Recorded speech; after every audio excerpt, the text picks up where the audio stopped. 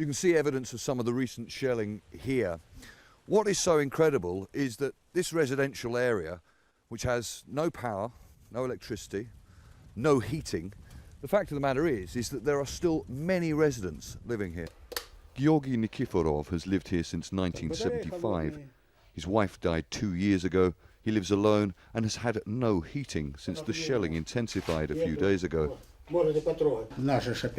Lately, they have been shelling from that side. Our building was hit. The situation has been terrible for so long, and it is especially tense now. Our building was hit at the back, says this man.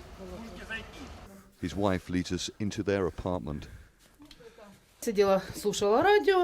I was sitting on the sofa listening to the radio. Suddenly there was a huge explosion. It was like everything went into slow motion. The windows were smashed. We have repaired them today. Later there was a second explosion which was so loud we lost our hearing for a few seconds. A shell had hit the 4th floor. Thank God the people who own it weren't there at the time. Otherwise we would have had to dig them from under the rubble. Many of these buildings bear the scars of a war that has killed almost 10,000 people. Rebel positions are only a few kilometres from here. Both sides are accusing each other of starting the recent escalation in violence. There is nowhere safe for people here. It's only a couple of 100 metres in that direction where some of the worst shelling has been.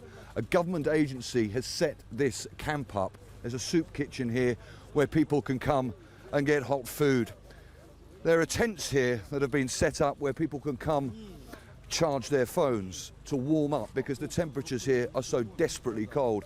And residents are telling us that the shelling is at its worst after dark. Inside the tents, people say they need more help. I have no job and I have no pension, so how can I live?